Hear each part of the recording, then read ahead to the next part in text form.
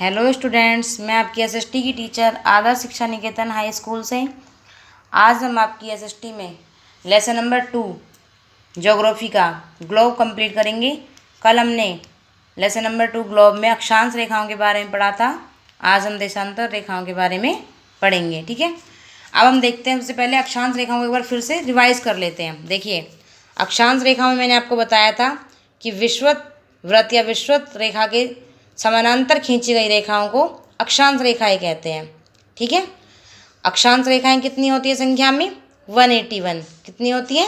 181। 90 नीचे, 90 ऊपर और एक ये वाली विषुवत वृत्त वाली। ठीक है, अब विषुवत रेखा से या विषुवत वृत्त से 23.5 डिग्री उत्तरी गोलार्ध में कौन सी होती है?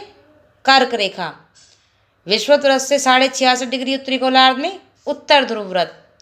विषुवत वृत्त से 23.5 डिग्री दक्षिणी गोलार्ध में मकर रेखा और विषुवत वृत्त से 66.5 डिग्री दक्षिण गोलार्ध में दक्षिणी ध्रुव वृत्त।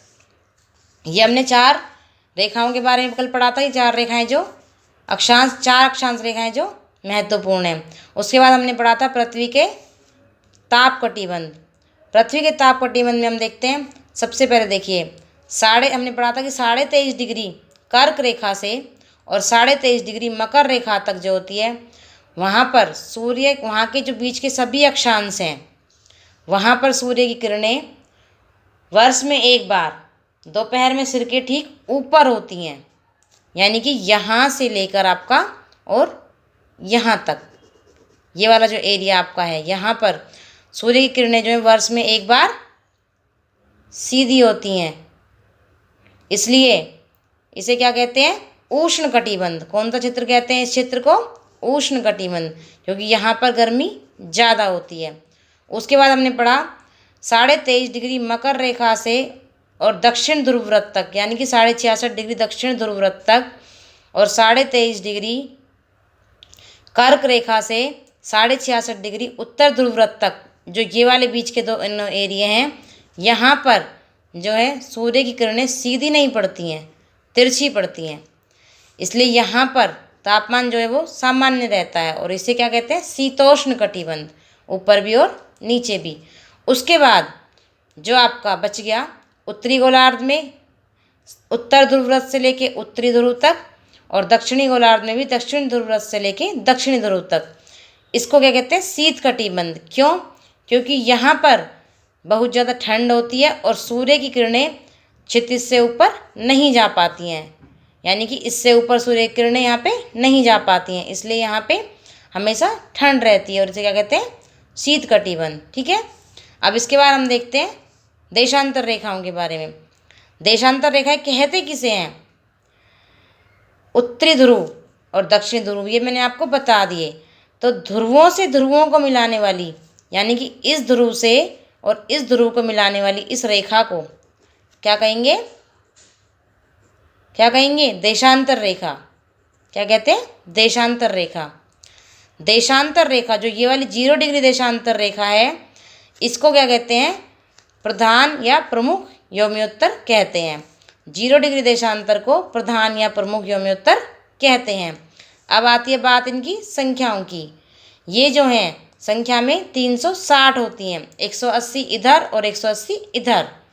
अब देखो, पश्चिमी देशांतर इस रेखा के जो हमारी प्रमुख यौम्योत्तर है, इसके इधर पश्चिमी देशांतर और इधर पूर्वी देशांतर। ठीक है, इधर पश्चिमी और इधर पूर्वी देशांतर, इधर भी 180 और इधर भी 180।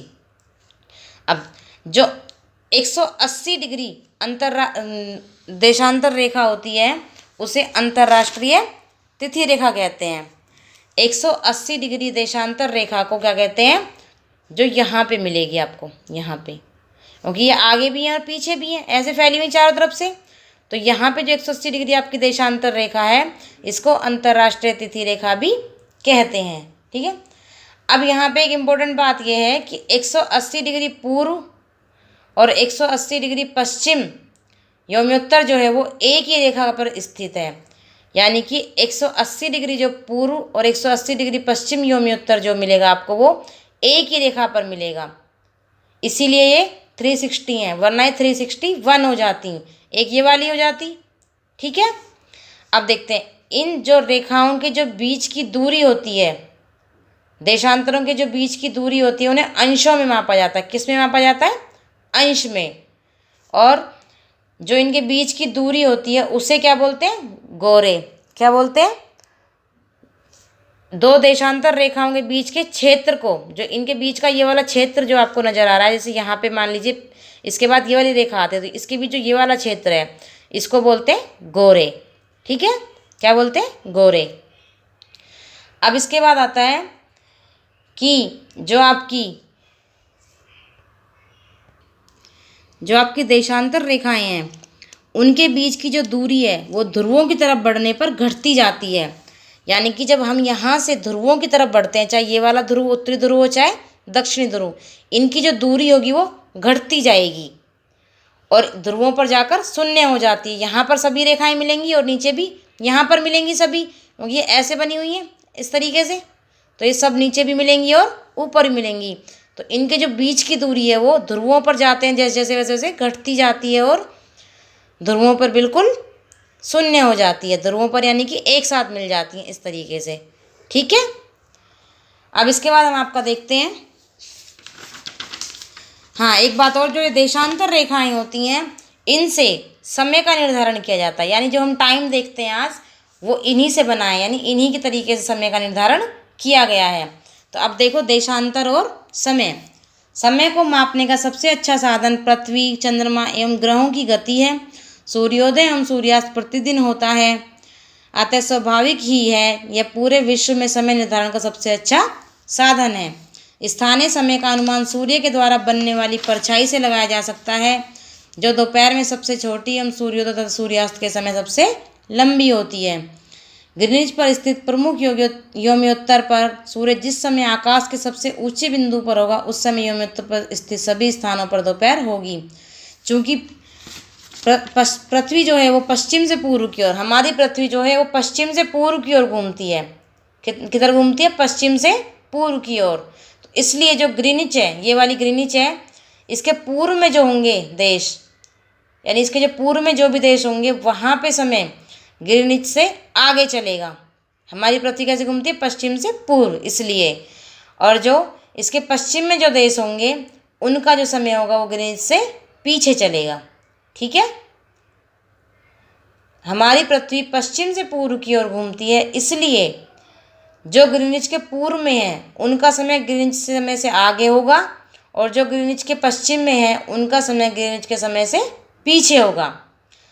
अब इसमें समय के अंतर की गणना जो है वो एक विधि से की गई है। देखिए, जैसे पृथ्वी लगभग 24 घंटे में अपने अक्ष पर 360 डिग्री घूम जाती है, यानी कि अपने अक्ष पर एक चक्कर पूरा करती है। कितने? एक दिन में एक चक्कर पूरा करती है 24 घंटे में, तो यानी कि 360 डिग्री यानी कि पूरी की पूरी घूम जाती है।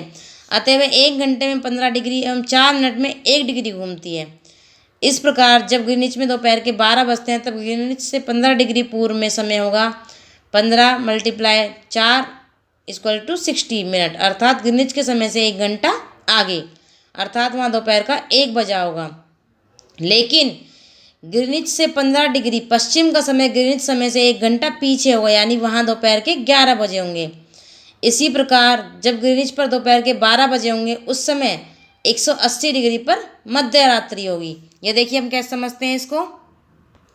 इन्होंने बताया है कि जो हमारी पृथ्वी है वो 24 घंटे में कितना घूम रही है? 360 डिग्री। कितना घूम रही है? 360 डिग्री।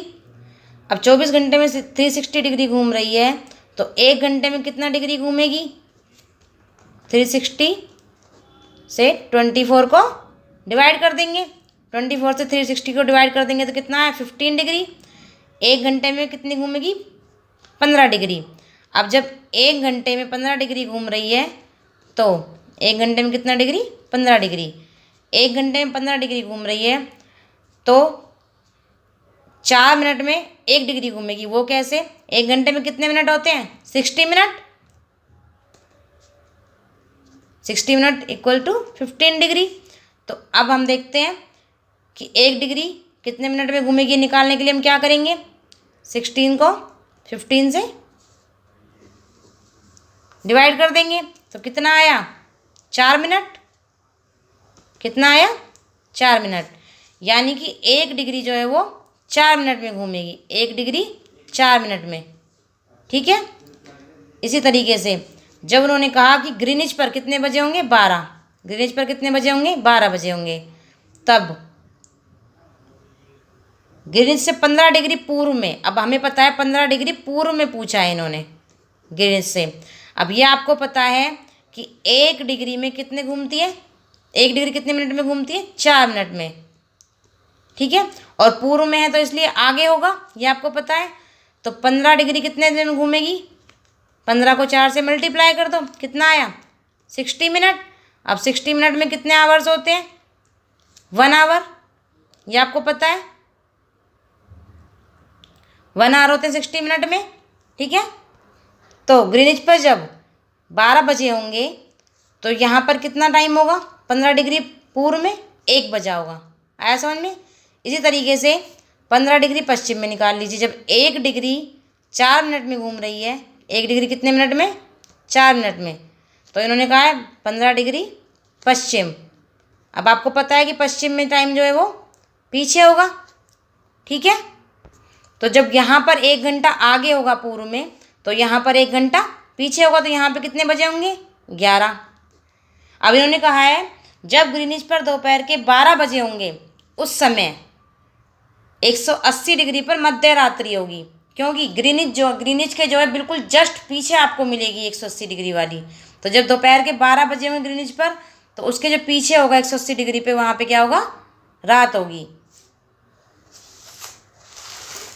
हम समय मानक क्यों मानते हैं, अलग अलग यौमियोत्तर पर स्थित स्थानों के स्थानीय समय में अंतर होता है। उदाहरण के लिए बहुत से देशांतरों से होकर गुजरने वाली रेलगाड़ियों के लिए समय सारणी तैयार करना कठिन होगा। भारत में गुजरात के द्वारका तथा असम के डिब्रूगढ़ के स्थानीय समय में लगभग 1 घंटा 45 मिनट का अंतर होगा। इसलिए यह आवश्यक है कि देश के मध्य भाग से होकर गुजरने वाली किसी यामोत्तर के स्थानीय समय को देश का मानक समय माना जाए। इस यामोत्तर रेखा के स्थानीय समय को पूर्व देश का मानक समय माना गया है। भारत में जो है 82.5 डिग्री पूर्व को मानक यामोत्तर माना जाता है। कितने डिग्री, 82.5 डिग्री, 82 डिग्री 30 मिनट पूर्व क्या माना गया है, भारत का मानक यामोत्तर। ठीक है।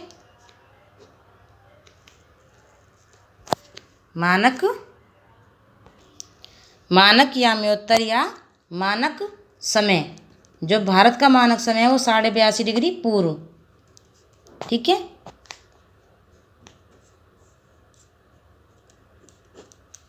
अब इसके बाद देखते हैं, इसमें दिया है कबीर भोपाल के निकट एक छोटे से नगर में रहता है। वह अपने मित्र आलोक से कहता है कि वे लोग आज रात्रि में नहीं सो पाएंगे। भारत एवं इंग्लैंड के बीच एक क्रिकेट मैच लंदन में 2 बजे में शुरू होगा, अर्थात भारत के समय अनुसार मैच शाम को 7:30 बजे शुरू होगा और देर रात्रि में समाप्त होगा। क्या आप जानते हैं भारत एवं इंग्लैंड के बीच समय में क्या अंतर है? भारत ग्रीनिच के 82.5 डिग्री पूर्व में स्थित है तथा यहाँ का समय ग्रीनिच समय से 5 घंटे 30 मिनट आगे है। इसलिए जब लंदन में दोपहर के 2 बजे होंगे तब भारत में शाम के 7:30 बजे होंगे, क्योंकि लंदन जो ग्रीनिच पे है तो 5.5 घंटे हमारा टाइम आगे है इंडिया का। तो जब वहाँ पर लंदन में दोपहर के 2 बजे होंगे तो हमारे यहाँ क्या होगा, 7:30 शाम के बजे होंगे। कुछ देशों का देशांतरी विस्तार अधिक होता है, जिसके कारण वहाँ एक से अधिक मानक समय अपनाए गए। उदाहरण के लिए रूस में 11 समय मानकों को अपनाया गया है। पृथ्वी को एक घंटे वाले 24 समय क्षेत्रों में बांटा गया है। प्रत्येक समय क्षेत्र 15 डिग्री देशांतर तक के क्षेत्र को घेरता है। ठीक है। देशांतर रेखाएं समझ में आई। अब आप इस चैप्टर को दोबारा पढ़िए और जो भी कुछ समझ में नहीं आया वो पूछ सकते हैं।